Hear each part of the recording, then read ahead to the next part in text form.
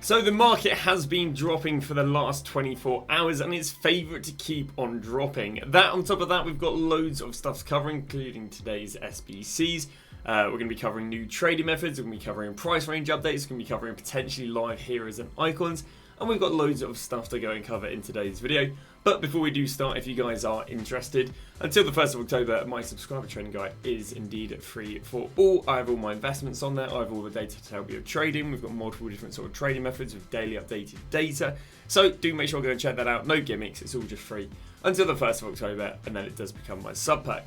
So in today's video, we've got quite a lot of good things, quite a lot of big things to cover. I wouldn't exactly say they're good because, yeah, basically we should be seeing the market drop as of today. But as always, let's go and start off by having a little look at the SBCs. We did go and get one SBC, and I would argue this is probably the best SBC we had, so far. And that is Garcia. Now, Garcia is coming in at 21k. If I'm not wrong, this was one of the guys who played really well for Girona last year, and I believe got them Champions League spot. And obviously he's now moved to Leverkusen, who also did very well last year. So Garcia right here, coming in with 3-star skills, 4-star weak foot. If I'm not wrong, if other than Alaba and maybe Haaland, first SBC to have a playstyle plus, first 20k SBC to have a playstyle plus. Obviously he's got press proven, which if I'm not wrong does mean if there are people in his proximity, he can basically shield the ball a bit stronger. There you go. I mean, it's right there. He's also got himself the box-to-box and deep line playmaker roles, and I imagine box-to-box is quite a nice one, so we'll take that right there. And regarding his stats, I mean, he's literally got himself 80 plus every stat apart from physical. And I'd say as a centre mid / CDM, that is really, really nice. Now, I think this card is, again, I'm a big fan of this card, and probably will end up putting in my squad because he fits very, very nicely in my squad. My squad at the moment, I'm running a bit of a Prem X Bundesliga number, so if I can somehow fit him into this squad either as a CDM or as a cam, yeah, I'd be more than happy. But this is the team we're going for at the moment. No real change. Do still need to play a bit of gameplay. So there we go. That is the first SBC.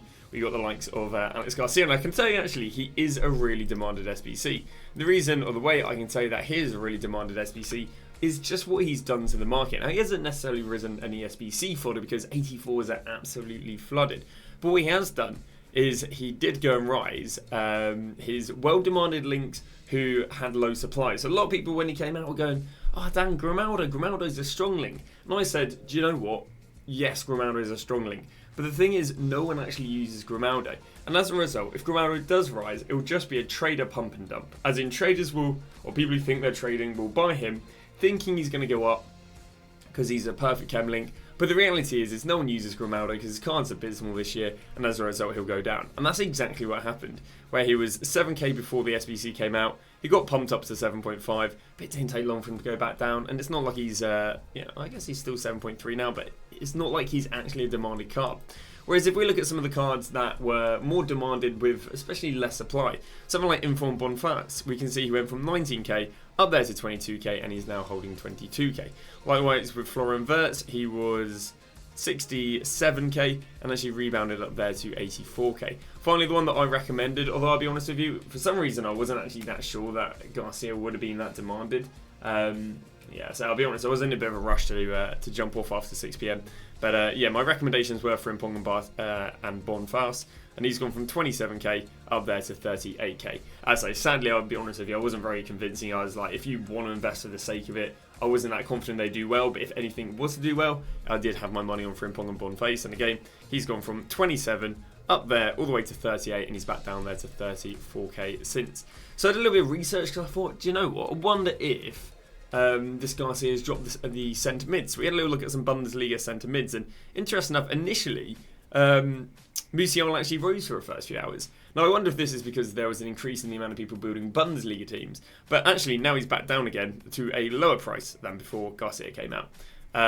Yeah, I mean, I'll talk a little bit later about how I think the market's now going to keep dropping till the Sunday, but again, there we go. We got ourselves Lima, again, Bundesliga. Midfielder went from 4.6k, he's now down to 2.5k. We then have Emre Can, before he came out, was 2.9k. After he came out, he was 2.2k. Luckily, Chan's got centre-back utility. Goretzka, before he came out, was 8k. Now it's down there to 4.3k. And I think that wraps it up. Again, we don't really have that many mid to expensive tier Bundesliga midfielders, but for the cheaper Bundesliga centre mids and CDMs, he definitely dropped them. For the more expensive ones, it wasn't too bad. So that's everything we got with Garcia. Again, I'll probably end up doing his SBC. I think he does look like a really nice card. The second SBC we did go and get ourselves was a upgrade SBC, and it was a 77 double. They did the exact same thing last year where they only let you do 3 every 24 hours when it came out. They didn't allow you to do a crazy amount, and again, this goes and requires 7 rares and 11 non-rares. But there you go, double 77s, ladies and gentlemen. So let's go and talk a little bit about what else happened to the market.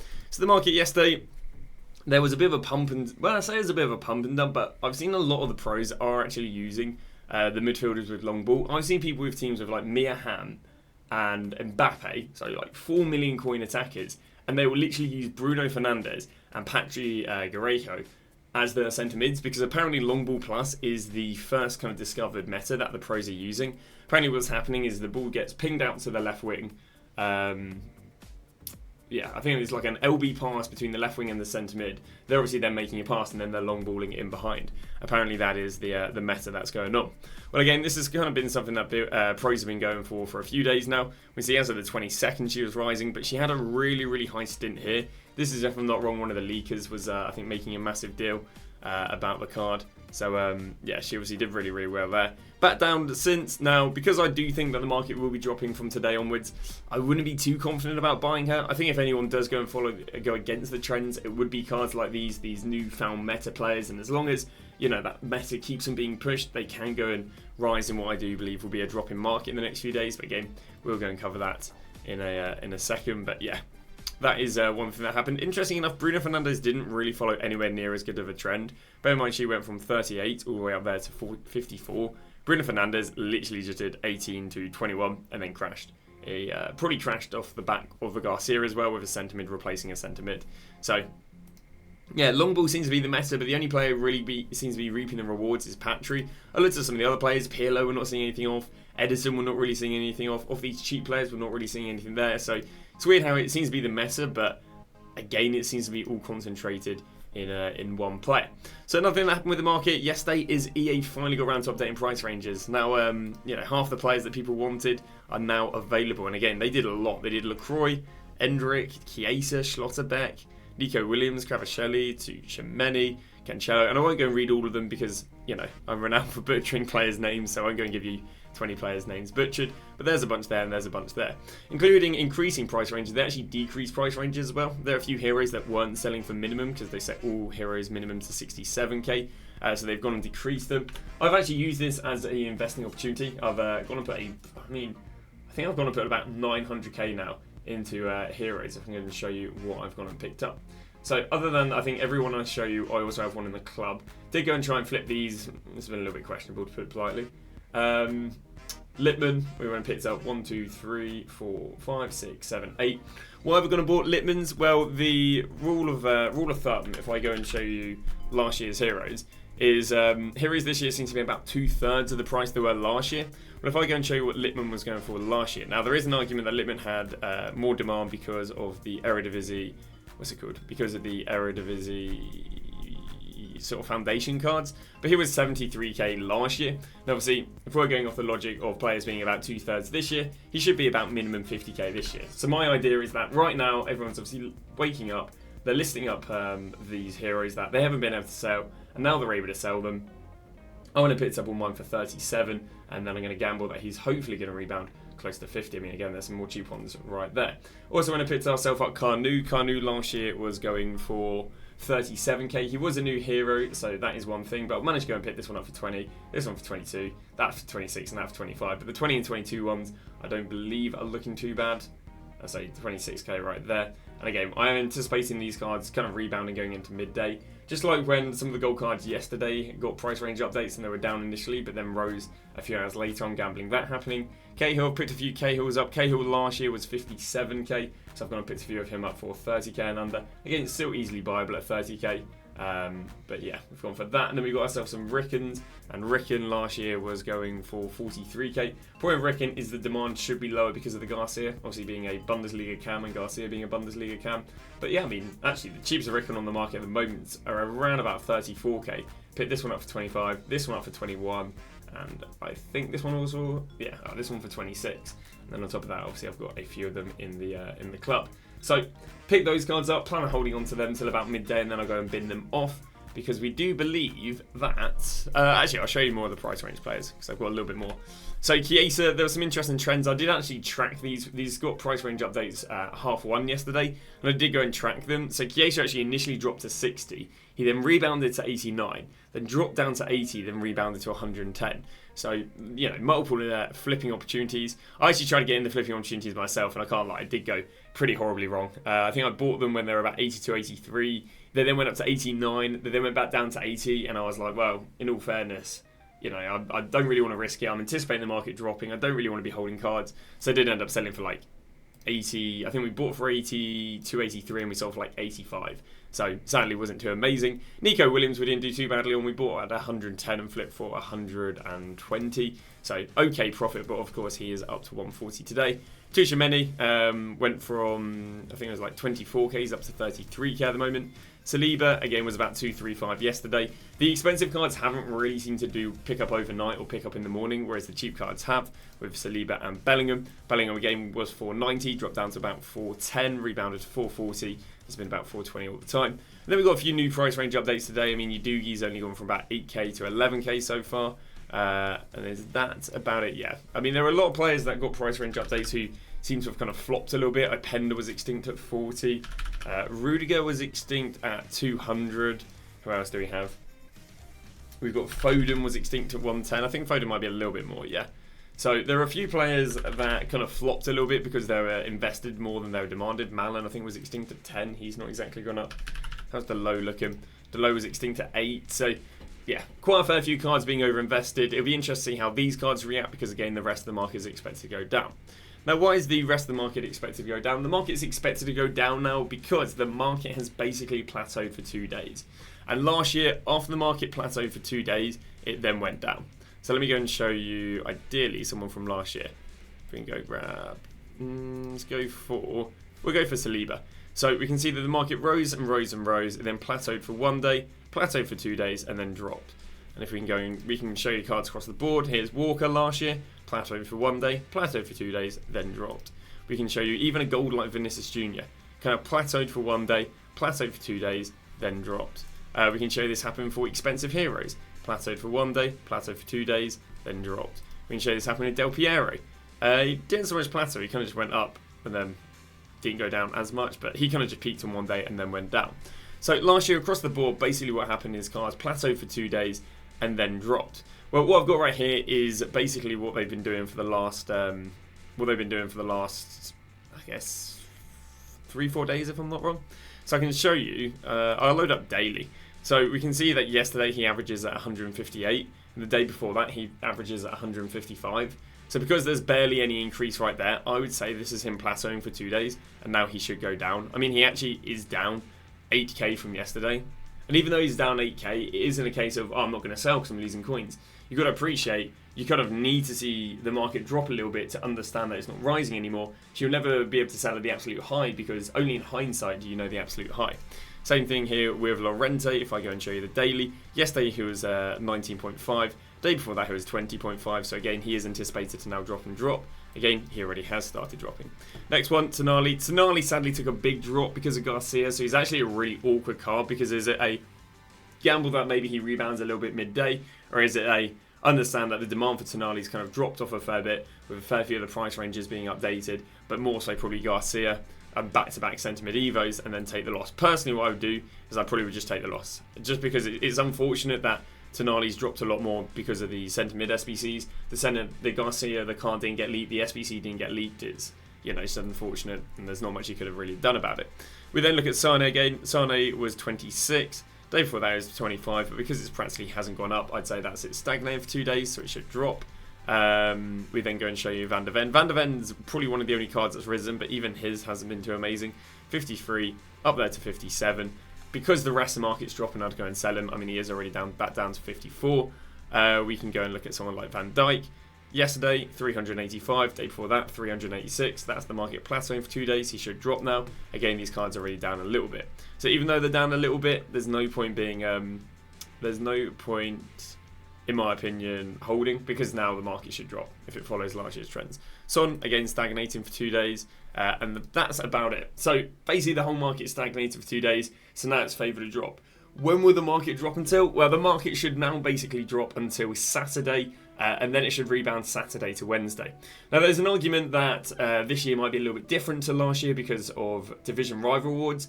But bear in mind, Division Rival Awards is 48 hours away. I don't want to gamble that Division Rival Awards is going to go and rebound them, because I'd say, hey, even if it does rebound them, is it going to go and rebound them more than what they're going to go and drop in the next, 48 hours? I really wouldn't want to gamble that.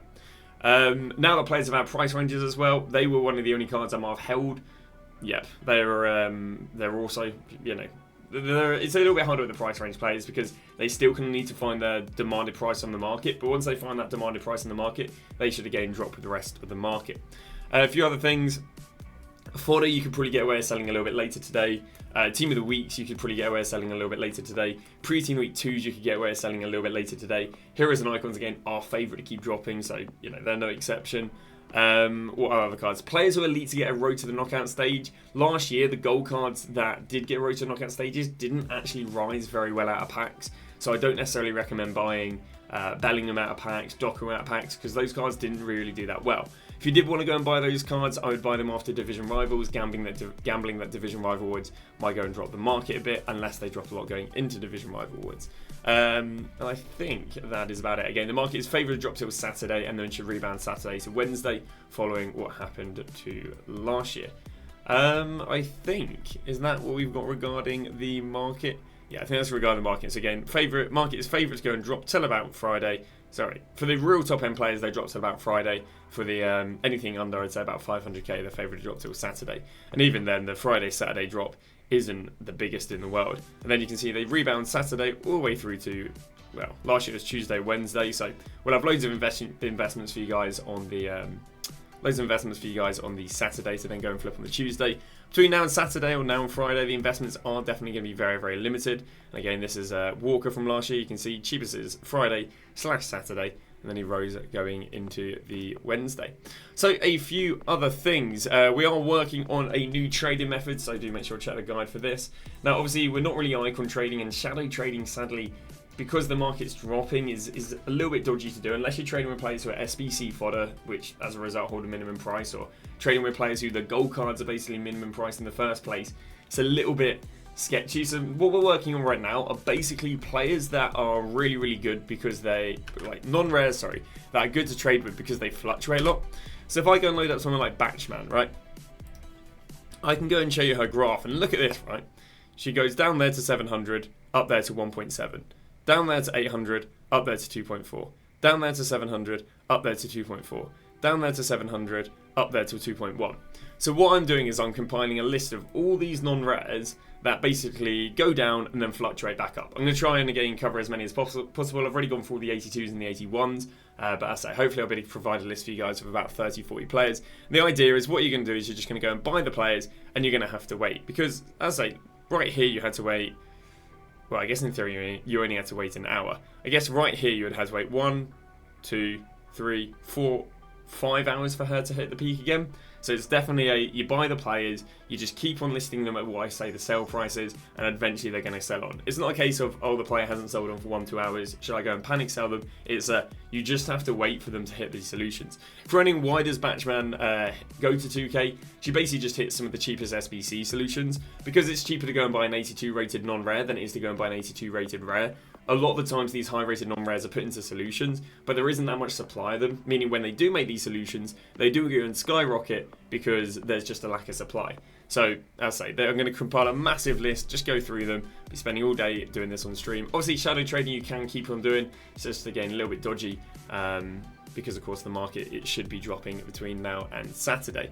It is worth selling your players and buying them back. Anything even up to like 1.2, 1.3 million should be worth selling and buying back. The only players it wasn't worth selling and buying back last year was like icons 1.5/2 million and above, and Mbappe. Mbappe was one of the only gold cards it wasn't worth selling and buying back. Everyone else was literally worth selling today and buying back on the either Friday evening or on the Saturday.